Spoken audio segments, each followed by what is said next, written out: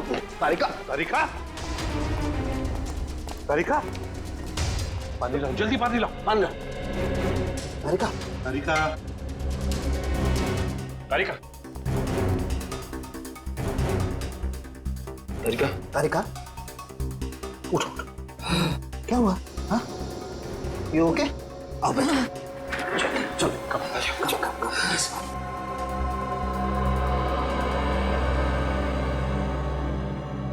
थोड़ा पानी P low.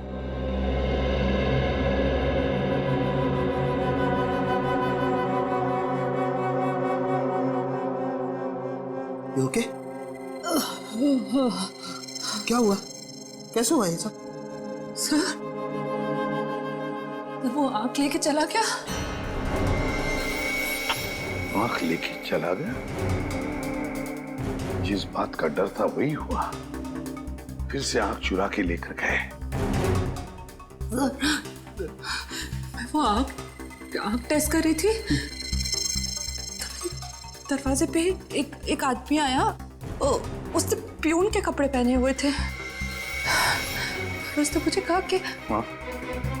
कहा कि सालों के सर ने आंख मंगवाई है। मुझे उसी वक्त उस पर शक हुआ और मैंने आपको तुरंत फोन लगाया। फिर मैंने जैसे ही आपसे बात की, उसने मुझे क्लोरोफॉर्म सूंघा और मैं बेहोश हो गई। और अब सर सारा पैसा, सारा सोना हमारे हाथ लग चुका है। फिर ये आंख किसी को क्यों चाहिए होगी? और भी कोई राज जुड़ा हुआ है उस आंख के साथ। और भी कोई राज है जो अब तक हमारे सामने नहीं आया है। किसी भी हालत में हमें उस तीसरे आदमी तक पहुंचना ही है। पहुंचना है उस तीसरे आदमी तक। सर, ये जो तीसरा आदमी है वो इस राज के बारे में अच्छी तरह से जानता है, इसीलिए उस आंख के पीछे पड़ा हुआ है सर। सचिन, और वो पूरा राज उस बंद लॉकर रूम के अंदर छुपा है। उस बंद लॉकर रूम के अंदर। सर, पूरे शहर में ऐसी एक ही कंपनी है जो आरिस लॉकर बनाती है। तो फिर चलो वहीं चलते हैं।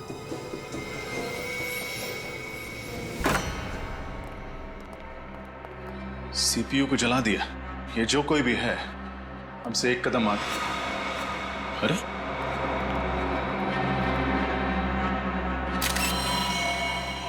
इन्हें तो गोली मारी गई है।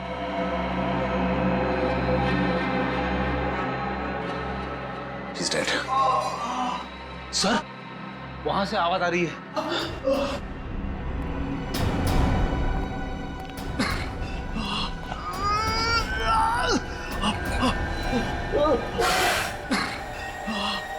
आप लोग कौन? घबराइए मत, हम लोग सीआईडी से। आइए बैठिए। सवाल के निकल पानी। मुझे बचा लीजिए, मुझे गोली लगी। घबराइए नहीं, आपको कुछ नहीं होगा। फ्रेडी, एम्बुलेंस को फोन करो जल्दी। पानी ये लीजिए, पानी पीजिए आराम से। ये सब किसने किया? कुछ लोग एकदम से ऑफिस में घुसे और उन लोगों ने अफरा तफरी मचा दी। कंप्यूटर भी जला दिया और बॉस को गोली मार दी। तो वो आपके बॉस थे? मिस्टर अनुराग, और मुझे गोली मार दी। अगर मैंने मरने का नाटक ना किया होता तो शायद 2-4 गोली और मार देते। अच्छा, कंप्यूटर में जो रिकॉर्ड्स थे उनका कोई बैकअप है? इस रूम के ठीक सामने कॉन्फ्रेंस रूम में टेबल के नीचे की तरफ हार्ड डिस्क छुपा के रखी हुई। भगवान करे वो सुरक्षित हो। एम्बुलेंस आ गई। निखिल, इन्हें हॉस्पिटल पहुंचा। संभाल के। कुछ नहीं होगा। फ्रेडी, इस रूम के सामने एक कॉन्फ्रेंस रूम है। वहां टेबल के नीचे एक हार्ड डिस्क होनी चाहिए। लेकर आ।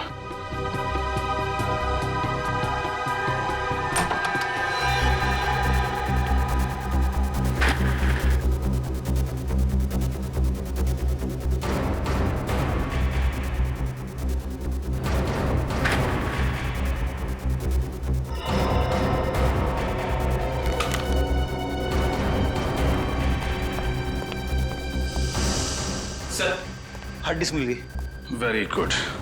शुक्र है उनके हाथ ये नहीं लगा। अब जल्दी से गाड़ी से अपना लैपटॉप लेकर आओ।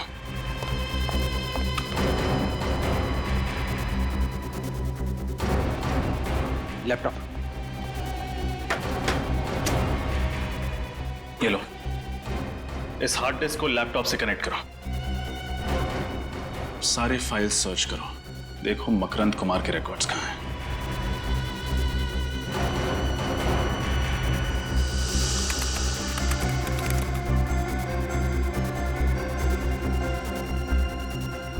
सर, इस मकरंद ने तो 2 बार आइरिस रिकॉग्निशन टेक्नोलॉजी का इस्तेमाल किया है।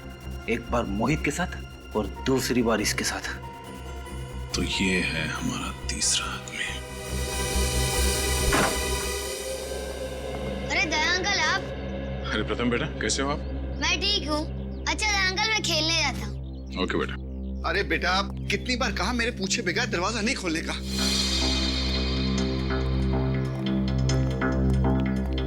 सर, आप लोग केस सॉल्व हो गया क्या? हाँ, उसी खुशी में मिठाई खिलाने आए हैं। मिठाई? बहुत अच्छा हुआ तुम्हारा बेटा बाहर गया, वरना उसके शरीफ पिता का असली चेहरा उसके सामने आ जाता। अरे बेटा! ना, ना। मिठाई नहीं खाओगे? मोहित से पहले मकरंद का पार्टनर मैं था। एक दिन उसे शक हुआ कि स्मगलिंग के पैसे में से मैं पैसे चुरा रहा हूँ, और उसने सारा पैसा उस मनुष्य लॉकर रूम में बंद कर दिया। 5 साल पहले मकरंद और मेरा झगड़ा हो गया, और उसने मोहित को अपना पार्टनर बना लिया। इसकी वजह से तुम्हारा करोड़ों का माल उस लॉकर रूम में कैद हो गया।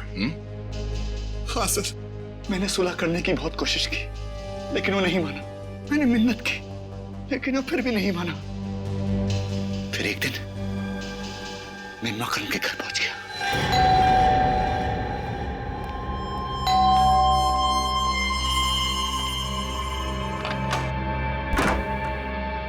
और तुम? आज मैं सौरभ नहीं, तेरी मौत बन के आया हूं। ये सब क्या है सौरभ? ये ले, पढ़ इसको। ठीक है, तो प्लीज प्लीज गोली मत चलाना। एक शर्त पर इसे जोर जोर की पढ़, और सुन, जब तक मैं रुकने के लिए नहीं बोलूं, पढ़ते रहना, समझे? ओके। तुम हीरो की चिंता बिल्कुल मत करना। मैंने जुबान दी है ना, तुम्हें हीरो मिल जाएंगे वक्त पर। मोहित का इंतजाम मैंने कर दिया है। आज का दिन उसकी जिंदगी का आखिरी दिन होगा, और उसकी लाश से आंख निकालकर मैं पूरे खजाने का अकेला मालिक बन जाऊंगा। ये सब क्या है? ये है मेरा फैसला। कौन सा फैसला? या तो तू मर जा, या फिर तू मोहित को मारकर उसके पैसे को बराबर से बांट ले, समझा? ओके, ठीक है। चल, मोहित को फोन लगा। और कोई होशियारी नहीं, समझे? हाँ, हेलो। हाँ मोहित। हाँ, क्या तुम इस वक्त मेरे घर आ सकते हो? कुछ जरूरी बातें करनी है। नहीं, मैं फोन पे नहीं बता सकता। प्लीज तुम मेरे घर आ जाओ। ओके। गुड, अब तुझे इनाम मिलेगा। इनाम?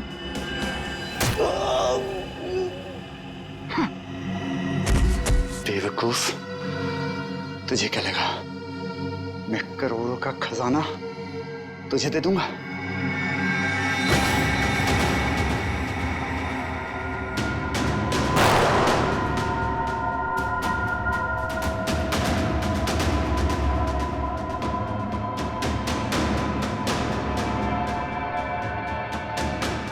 फिर मैंने मोहित के आने का इंतजार किया।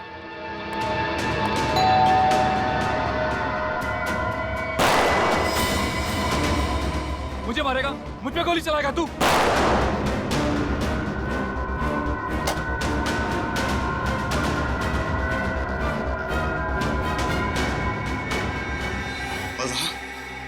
वहां मोहित ने मकरंद की आंख निकाल ली। फिर मैंने मोहित का पीछा किया। उसने वो आंख उसी मूर्ति में छुपा दी जिसमें मकरंद अपने हीरे छुपाया करता था। फिर एग्जीबिशन में अपने बेटे को रोकने के बहाने उस मूर्ति को धक्का दे दिया, ताकि वो आंख सबके सामने आ जाए और आप लोग इन्वॉल्व हो जाए। तुम हम लोगों को इस प्लान में क्यों शामिल करना चाहते थे? क्योंकि मैं एक ही तीर से 2 शिकार करना चाहता था। एक तरफ मैं सारा खजाना हड़पना चाहता था, और दूसरी तरफ मैं चाहता था कि मकरंद के खून में मोहित फंस जाए और मुझ पर कोई आश ना है। तुम जानते थे कि खजाने के लिए मोहित हमसे वो आग चुरा लेगा, और तुम मोहित पे हमला करके उससे उसका खजाना चुरा लोगे और वो आग भी, और दोनों खजाने के मालिक बन जाओगे। हाँ, मेरा प्लान कामयाब भी हो गया था। मोहित ने डॉक्टर सालुंके कैसे वो आग भी चुरा ली थी। उसने अपना सारा पैसा भी निकाल लिया था। बस मुझे मोहित को मारना था और ऐसा दिखाना था कि उसे उसी के आदमियों ने मारा है। लेकिन इससे पहले कि मैं करता, हम मोहित तक पहुंच गए और तुम्हारा प्लान चौपट हो गया। तुमने मोहित को मकरन का खून करने पे मजबूर कर दिया और अपने इस घिनौने प्लान में सीआईडी को शामिल करने की गलती की। तुम्हें सख्त से सख्त सजा दी जाएगी। मैंने मकरन साहब जैसा कलाकार मेरी जिंदगी में आज तक नहीं देखा। उनकी पेंटिंग में एक अजीब सी कशिश है जो देखने वाले को ऐसे आकर्षित करती है जैसे चुंबक सुई को आकर्षित करती है। लेकिन मुझे उनकी पेंटिंग से ज्यादा अच्छी उनकी ये एब्स्ट्रैक्ट मूर्ति लगी। कहने को तो ये सिर्फ कांच की है, लेकिन देखने में ऐसा लगता है जैसे इसमें सचमुच जान हो। वाकई मैं तो आज घर से सोच के निकला हूँ कि आज मैं मकरन साहब का ऑटोग्राफ लिए बिना यहाँ से हिलूंगा भी नहीं। लेकिन मकरन साहब हैं कहाँ? आसपास कहीं दिख नहीं रहे। चलिए उनसे पूछते हैं, शायद यही कुछ बता पाए। Excuse me. यस। मकरन साहब नहीं आए। आप तो जानते हैं कि आर्टिस्ट कितने मूडी होते हैं, बस आते ही होंगे। क्या आप उन्हें कॉल कर सकते हैं? क्यों नहीं।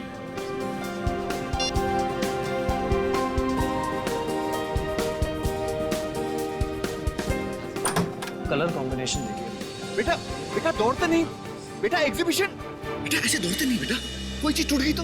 पापा चलो ना घर पे जाते हैं, मैं बोर हो रहा हूँ। हाँ बेटा अभी 2 मिनट। हाँ मैं एक फोन करके आता हूँ। ओके पापा बिजी है, चलो तब तक हम लोग खेलते हैं।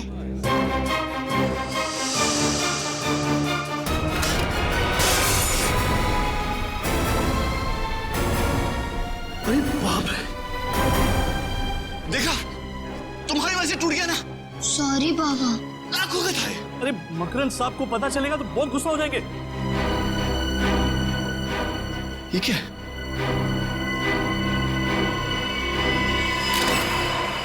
ओह माय गॉड, ये तो किसी इंसान की आंख है।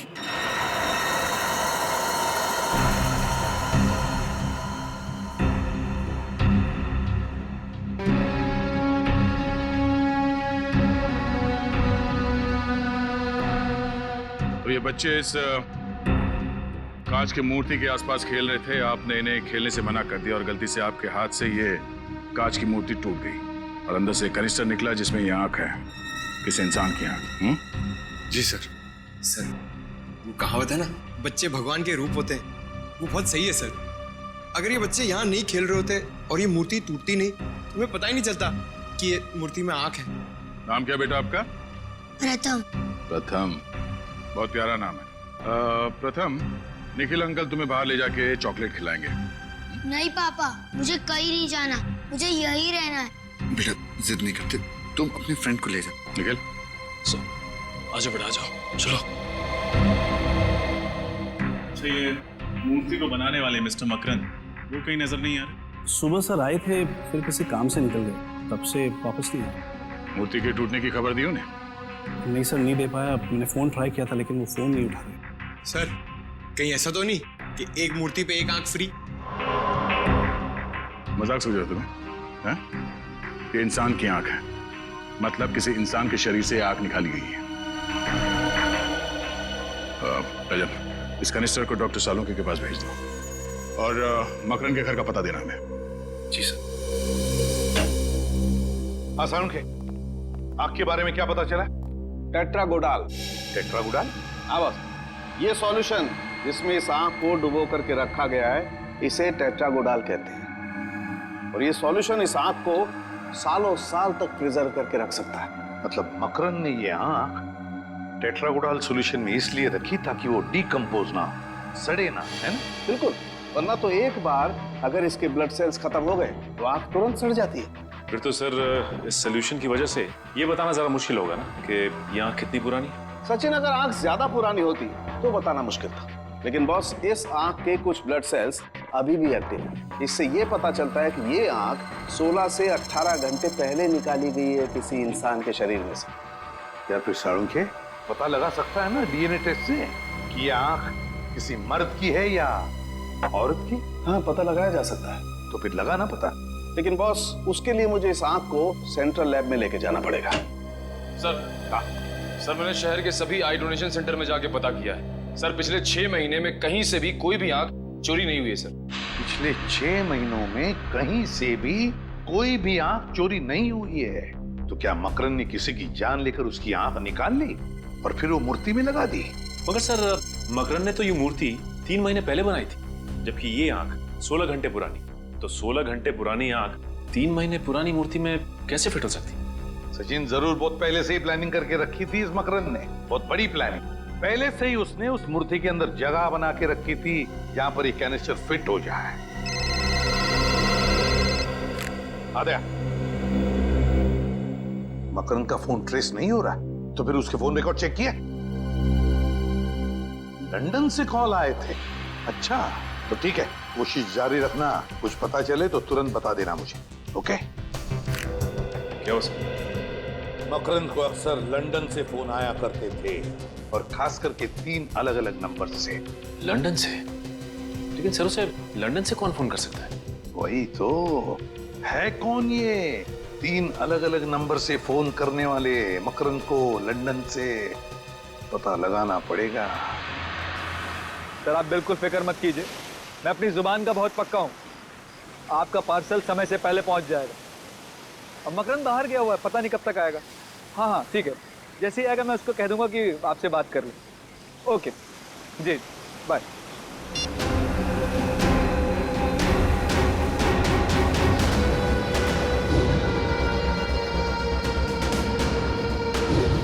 तुम लोग अब तक यहाँ खड़े हो, ऐसे ही बुत की तरह खड़े रहोगे या कुछ करोगे भी?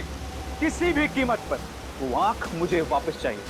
बॉस आप चिंता मत करो बॉस, बस अगले 10 घंटों के अंदर वो आंख आपको मिल जाएगी। शट अप, बकवास मत करो। पिछले 12 घंटे से यही डायलॉग सुन रहा हूं मैं। मेरा एक एक मिनट बहुत कीमती है, समझे तुम लोग? बॉस आपको तो पता है कि वो आंख सीआईडी वालों के पास है, और सीआईडी वालों के हाथ से लेना मतलब मगरमच्छ के मुंह में हाथ डालने के बराबर है। बस कोशिश जारी है बॉस। कोशिश कोशिश कोशिश। तुम लोगों को अगर अपनी जान प्यारी है तो सिर्फ 2 घंटे मुझे वो आंख चाहिए, सिर्फ 2 घंटे। क्लियर? ठीक है बॉस, वो आंख आपको मिल जाएगी बॉस। बेटा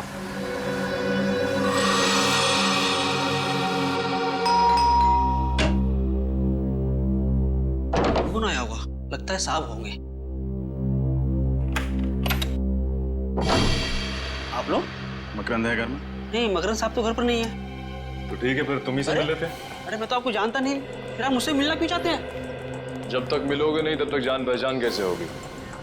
सचिन, निखिल, देखो हो सकता है घर में ही छुप के बैठा हो। अरे मैंने बोला ना साहब घर पर नहीं है, ऐसे कैसे घुस रहे हैं आप लोग? सीआईडी से हैं हम। सीआईडी? हाँ, कुछ और बोलना है आप? नहीं साहब।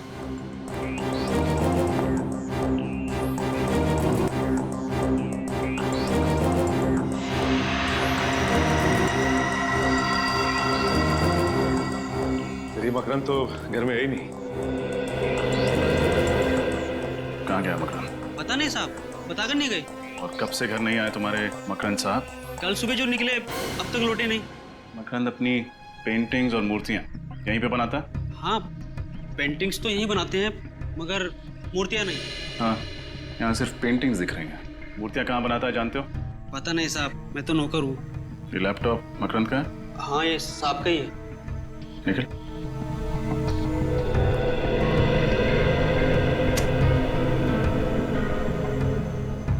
मकरंद पर्सनल,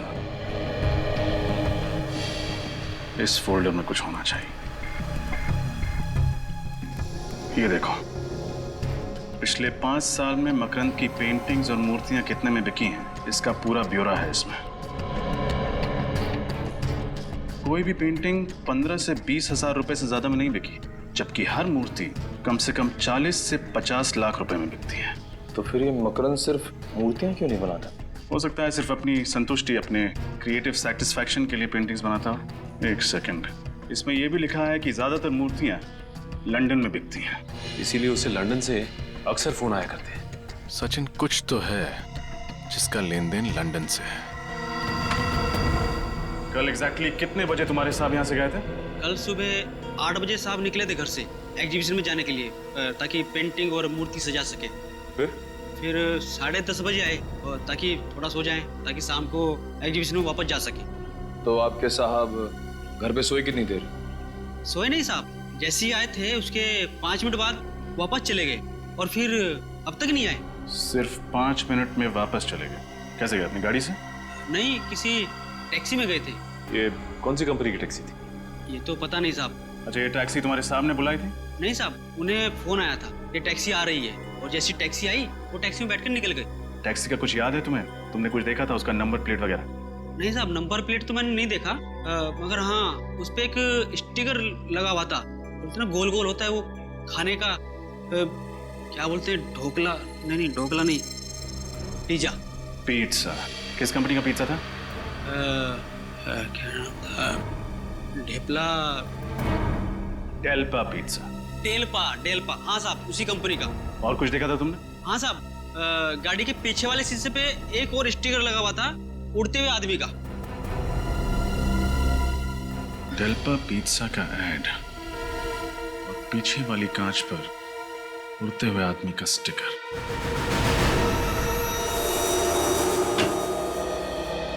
एक्सक्यूज मी। जी कहिए। हम सीआईडी से। सीआईडी? तो आपको भी अपनी गाड़ी पर स्टिकर्स लगवाने हैं? नहीं, हमें ऐसा कोई काम नहीं है। आप ये बताइए कि डेल्पा पिज्जा नाम की कंपनी के ऐड आपने कौन सी टैक्सीज में लगाए? डेल्पा पिज्जा? एक मिनट सर, इस ब्रांड के ऐड हमने एफिशिएंट टैक्सीज की गाड़ियों पर लगवाए थे। Efficient taxis? जी। कुल कितने टैक्सीज में लगाए थे आपने ये स्टिकर? सर, यही कोई 70 टैक्सीज थी। अच्छा, इनमें से किसी एक टैक्सी के पीछे वाले कांच पर कोई ऐसा स्टिकर लगा होता है एक ऐसे इंसान का जो हवा में उड़ रहा है? इंसान जो हवा में उड़ रहा हो? नहीं सर, ऐसे तो कुछ याद नहीं आएगा, पर हाँ हो सकता है मेरे स्टाफ में किसी को पता हो। समीर, आशीष, आनंद, मनीष, एक मिनट इधर आओ। हमने एफिशिएंट टैक्सीज के ऊपर जो डेल्पा पिज्जा के ऐड लगवाए थे, क्या उनमें से कोई टैक्सी ऐसी है जिसके पिछले वाले कांच के ऊपर कोई ऐसा स्टिकर है जिसमें कोई इंसान हवा में उड़ रहा हो? हाँ सर, ऐसा स्टिकर तो भोला की टैक्सी पे था। भोला सर? भोला? ये भोला कहाँ मिलेगा? यहीं सर, आज वो सारी टैक्सियां फिर से आ रही हैं नए ऐड लगवाने के लिए, तो भोला भी जरूर आएगा। वेरी गुड, चलो भोला का इंतजार कर लेते हैं। कब नए ऐड के स्टिकर तैयार है? हाँ तैयार हैं, आप अपनी टैक्सी के पास जाइए, मिल जाएंगे। जी साहब।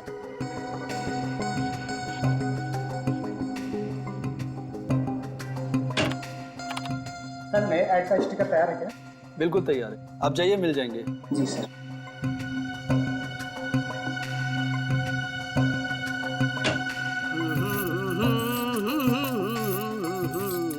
चलो साहब, जल्दी से नया ऐड लगा दो, पुराना ऐड देख देख के लोग पक गए, और मैं भी। चलिए हम आपको कुछ नया दिखा देते हैं। आप लोग कौन है? आपकी टैक्सी के पीछे एक स्टिकर लगा हुआ है उड़ते हुए आदमी का, है ना? अरे भाई, मैं उड़ते हुए आदमी का लगाऊं या गिरते हुए आदमी का लगाऊं, इसे आप लोगों को क्या लेना देना है? लेना देना तो है, हम लोग सीआईडी से हैं। सीआईडी? जी। आप इस आदमी को पहचानते हैं? ये इसको तो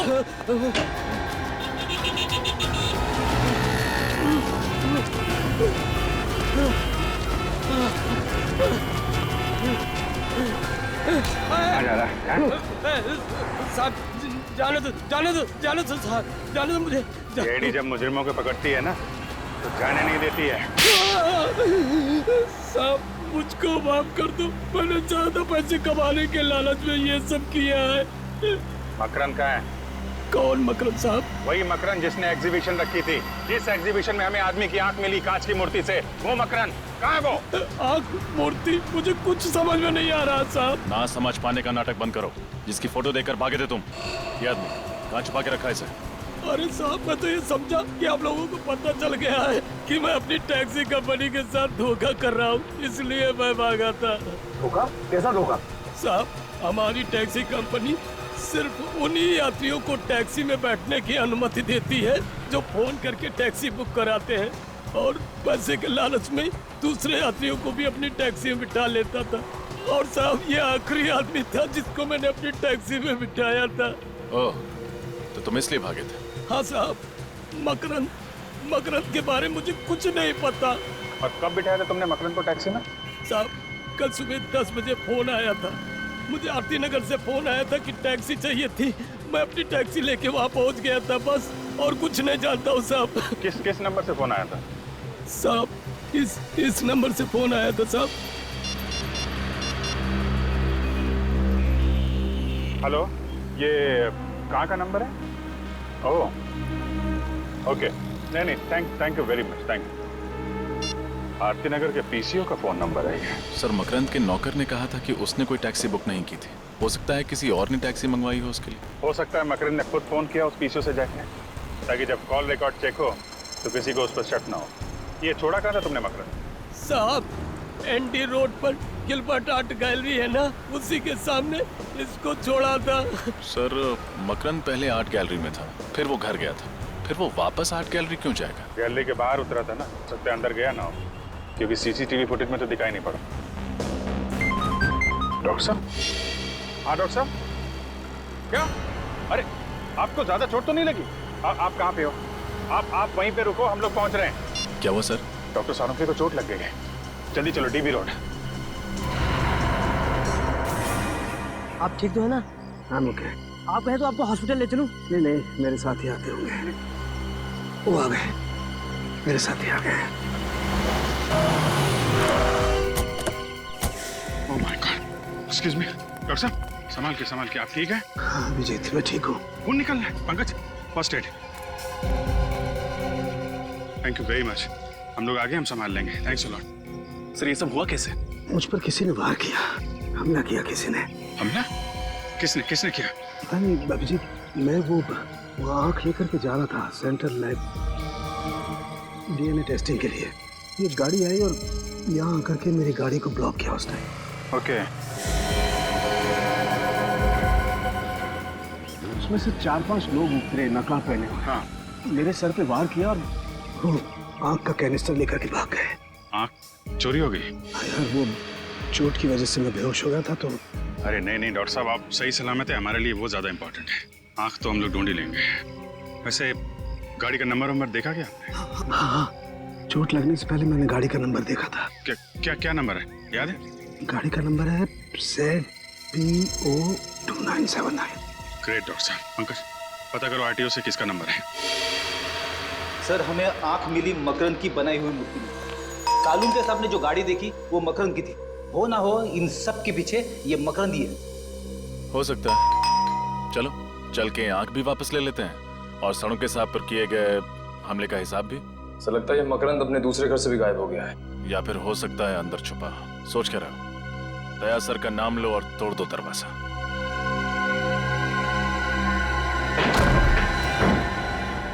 अरे बाप रे, बड़ी भयंकर बदबू है। किसी लाश की बदबू है। सर, कहीं मकरंद की तो नहीं है? हो सकता है, देखो लाश यहीं कहीं होगी।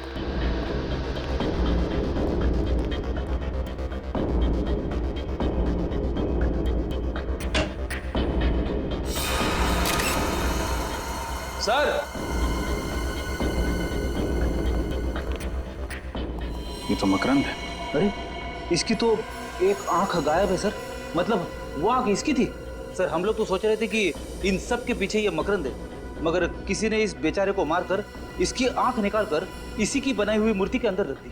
और इसी की गाड़ी इस्तेमाल की डॉक्टर साळुंके पर हमला करने के लिए। खून सिर्फ यहीं पे बहा। इसका मतलब गोली लगने के बाद मकरंद इधर उधर नहीं गया होगा, उसने यहीं पे दम तोड़ दिया होगा। कहीं ऐसा तो नहीं कि इसने आत्महत्या की हो अपनी गन से? नहीं फ्रेडी, खुद को ऐसे सामने से गोली मारना थोड़ा मुश्किल है, और कोई अपनी ही आंख कैसे निकाल सकता है? हाँ, ये बात तो है। गोली सामने से लगी है और लाश की पोजीशन को देख के लगता है कि खूनी यहाँ कहीं खड़ा होगा। सर, इस गन में से गोली चली है, शायद मकरंद ने उस खूनी पर चलाई होगी अपनी आत्मरक्षा के लिए। और अगर ऐसा हुआ है निखिल, तो इसका निशाना जरूर चूक किया होगा, क्योंकि कहीं और तो खून है नहीं। गोली ढूंढो, नहीं होगी।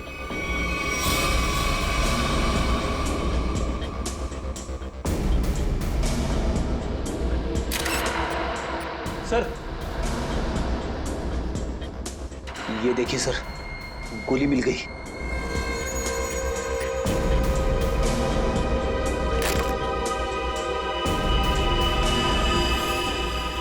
Very good Freddy. एक काम करो और तलाशी लो, कुछ ना कुछ जरूर मिलेगा जो हमें खूनी तक पहुंचाए।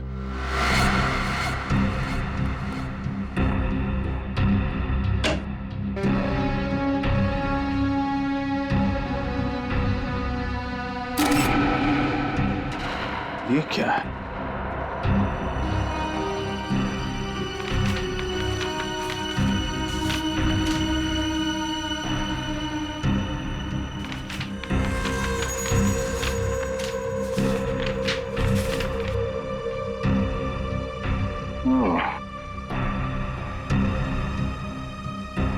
मकरंद की पिछली मूर्तियों के स्केचेस देखा?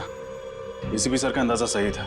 मकरंद अपनी हर मूर्ति में इतनी जगह जरूर खाली छोड़ता था कि एक कैनिस्टर को आसानी से फिट किया जा सके।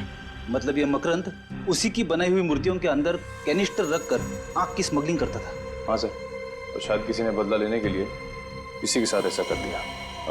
मुझे नहीं लगता। आंखों की कालाबाजारी से सिर्फ 2-3 लाख रुपए कमाए जा सकते हैं। मकरंद की हर मूर्ति कम से कम 40 से 50 लाख रुपए में बिकती है, तो फिर सिर्फ 2-3 लाख रुपए के लिए कोई इतना खतरा क्यों लेगा? जरूर मकरंद की मूर्तियों में आंखें नहीं, कोई और चीज स्मगल की जाती है। कैसी चीज? वो तो नहीं पता फ्रेडी, लेकिन ये स्मगलिंग इंग्लैंड में होती है, तभी तो उसे लंदन से इतने फोन आते थे। तब तो सर इस मकरंद का कोई पार्टनर होगा, दोनों मनमन हुई, उसने इसी पर पहुंचा दिया। वही होगा निखिल जो मकरंद की मूर्तियों को विदेश भेजता था। पता करो कौन है।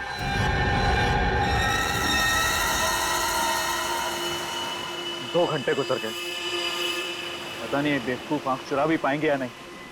अगर कहीं सीआईडी के हाथ लगे तो लेने के देने पड़ जाएंगे। बॉस, लेने के देने तो उस डॉक्टर साड़ोंखे को पड़ गए। बॉस, मैंने कहा था ना, मैं आपको निराश नहीं करूंगा। ये लीजिए आपकी कीमतियां। शाबाश रंगा शाबाश। तू नहीं जानता है कि तुमने कितना बड़ा काम किया। इसके लिए मैं तुम लोगों को इतने रुपए दूंगा कि गिनते गिनते बुढ़े हो जाओगे। बॉस, आप तारीफ कर रहे हैं या ताना मार रहे हैं? तारीफ कर रहा हूँ, तारीफ। तुम लोग यहीं रुको, मैं भी आता हूँ। ठीक है बॉस।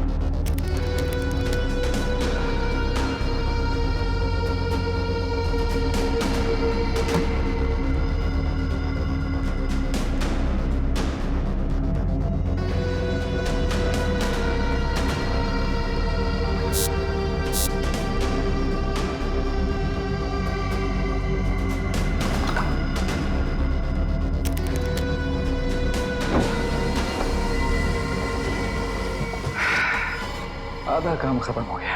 अब दुनिया की कोई भी ताकत मुझे सबसे अमीर बनने से नहीं रोक सकती। मैं दुनिया का सबसे अमीर आदमी बनूंगा।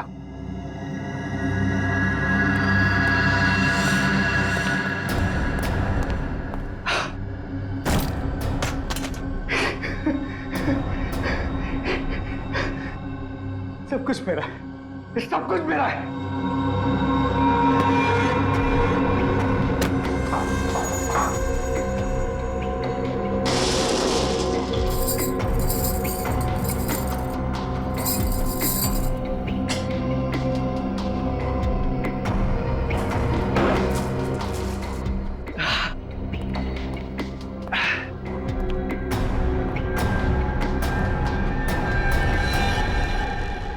अरे तुम लोग यहाँ क्या कर रहे हो? चलो निकलने की तैयारी करो। बॉस, हमारा हिस्सा? हिस्सा भी मिल जाएगा, जल्दी क्या है? मैं कोई भागा थोड़ी जा रहा हूँ। बॉस, माफ करना, पैसों के सामने कोई किसी का नहीं होता। मुझसे गद्दारी, अभी देता हूँ हिस्सा। माफ करना, ये सारी की सारी दौलत सरकारी खजाने में जाएगी। गन्स नीचे।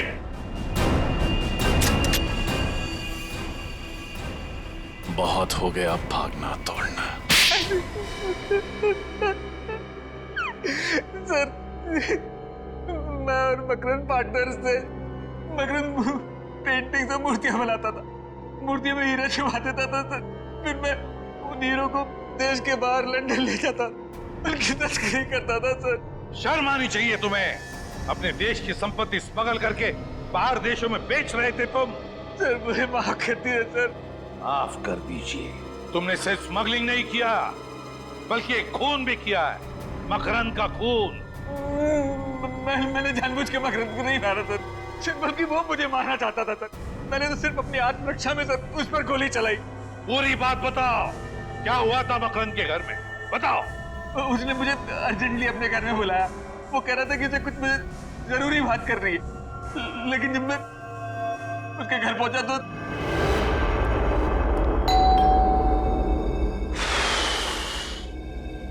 अरे दरवाजा तो खुला हुआ है। मकरंद, मकरंद, मकरंद कहाँ हो यार? मुझे घर में बुला के दरवाजा खोलकर बाहर चले गए क्या? तुम हीरो की चिंता बिल्कुल मत करना। मैंने जुबान दी है ना, तुम्हें हीरे मिल जाएंगे वक्त पर। मोहित का इंतजाम मैंने कर दिया है। आज का दिन उसके जिंदगी का आखिरी दिन होगा और उसकी लाश से आंख निकालकर मैं पूरे खजाने का अकेला मालिक बन जाऊंगा।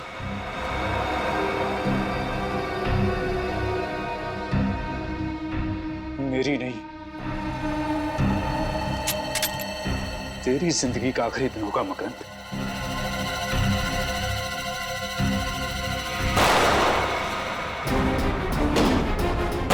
मुझे मारेगा, मुझ पे गोली चलाएगा तू?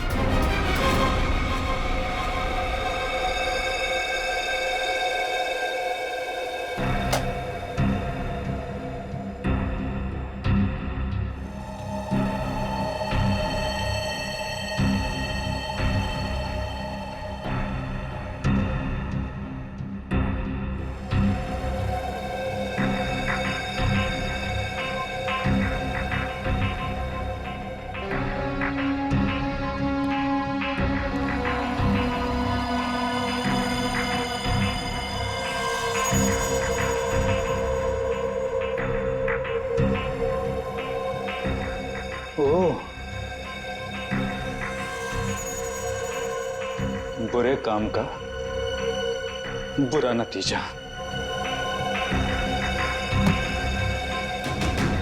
अब जो तू मेरे साथ करने वाला था, मैं तेरे साथ करूंगा।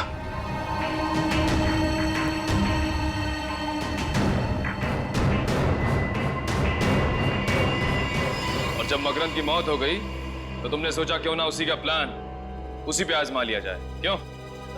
और मैंने मकरंद की आग निकाल ली, क्योंकि उस लॉकर रूम का दरवाजा हम दोनों की आग से खुलता था सर। लॉकर रूम का दरवाजा आंख से खुलता था? मतलब आइरिस रिकॉग्निशन टेक्नोलॉजी। हाँ सर, वही आइरिस रिकॉग्निशन टेक्नोलॉजी। उस लॉकर रूम के दरवाजे के स्कैनर के सामने जब तक हम दोनों की आंखें स्कैन नहीं हो जाती थी, वो दरवाजा नहीं खुलता था। तो इन मकरंद की आंख तुमने मूर्ति में क्यों छुपाई? क्योंकि सर मैं देश से बाहर जाने का इंतजाम कर रहा था। तब तक उस आग को किसी सुरक्षित स्थान पे रखना जरूरी था सर। उस आग को छुपाने के लिए मूर्ति से अच्छी जगह कोई हो ही नहीं सकती थी सर। लेकिन मेरी किस्मत खराब सर, वो मूर्ति टूट गई और मूर्ति के साथ साथ मेरा माना भी फूट गया सर। तुमने स्मगलिंग करके देश के साथ गद्दारी की और एक खून भी किया। अब जेल की सलाखों के पीछे सड़ते बैठना, फांसी का ऑर्डर आने तक। क्यों भाई? सर केस खत्म हो गया है और काम भी नहीं है। अगर आप कहें तो फिल्म देखने चल सकते हैं। अरे भाई मुझसे क्यों पूछते हो? एसीपी साहब से पूछो। सर एसीपी साहब फिल्म देखते हैं? अरे बिल्कुल देखते हैं भाई। हमारी और तुम्हारी तरह एसीपी साहब भी फिल्में देखते हैं। क्या बातें हो रही है? अब सर वो निखिल कह रहा था कि एसीपी साहब फिल्म देखते हैं क्या? अरे अच्छा, क्यों जानना चाहते हो तुम? नहीं सर, मैं तो सर कह रहा था कि हम सब साथ चल के फिल्म देख सकते हैं सर। सर केस खत्म हो गया सर, काम भी नहीं, मतलब काम है सर, केस नहीं है सर, अगर आप कहें तो हम सब साथ चल के फिल्म। केस खत्म हो गया, काम नहीं है। हाँ? किसने कहा तुम्हें कि केस खत्म हो गया? किसने कहा? किसने कहा केस खत्म हो गया? मोहित ने सब कुछ मान लिया तो तुम्हें लगा मुझे मिल गया तो केस खत्म हो गया। केस अभी भी बाकी है, समझे? अभी भी रिपोर्ट आना बाकी है। अभी सारुंखे आएगा रिपोर्ट लेकर, तब समझेगा। बॉस, ये मकरंद की पोस्टमार्टम रिपोर्ट जरा देखो। सारुंखे, यार इस पे तो लिखा है कि मकरंद मरने से पहले बेहोश था। हाँ बॉस, मकरंद बेहोश था क्योंकि उसके खून में मुझे पेप्टिया मिला है। पेप्टिया, जिसकी वजह से जब उसकी आंख निकाली गई वो मरा नहीं था, बेहोश था। मगर यार मोहित के हिसाब से मकरंद की मौत गोली लगने से हुई है। बेहोशी का तो नामो निशान नहीं। मुझे लगता है मोहित झूठ बोल रहा होगा। लेकिन क्यों झूठ बोलेगा मोहित? मोहित झूठ बोल रहा है? क्यों झूठ बोल रहा है मोहित? बस ये तो पता नहीं, लेकिन मेरी रिपोर्ट गलत नहीं हो सकती। हाँ हाँ पता है सारुंखे, तेरी रिपोर्ट बिल्कुल सही होती है, हर बात सही होती है, लेकिन क्यों? मोहित झूठ क्यों बोलेगा? सर वो मोहित कह रहा था ना कि मकरंद ने गोली चलाई थी और क्राइम सीन में हमें वो बुलेट भी मिली थी। सचिन, फोरेंसिक रिपोर्ट के मुताबिक मकरंद के हाथों पर कहीं पर भी गन पाउडर के निशान नहीं है। नहीं है गन पाउडर के निशान। बिल्कुल कहीं भी गन पाउडर नहीं है। सर कहीं मोहित खुद के सारे इल्जाम लेकर किसी को बचाने की कोशिश तो नहीं कर रहा है? अरे वाह, अब सोचने लगे। अभी तक तो कह रहे थे कि केस खत्म हो गया, कोई केस नहीं है। क्यों? अब समझे? समझे? इतना आसान नहीं। केस खत्म हो गया, सोचना पड़ता है, हर बात पे सोचना पड़ता है। सही सोचा है तुमने। अभी हो सकता है किसी को बचाने की कोशिश कर रहा है मोहित।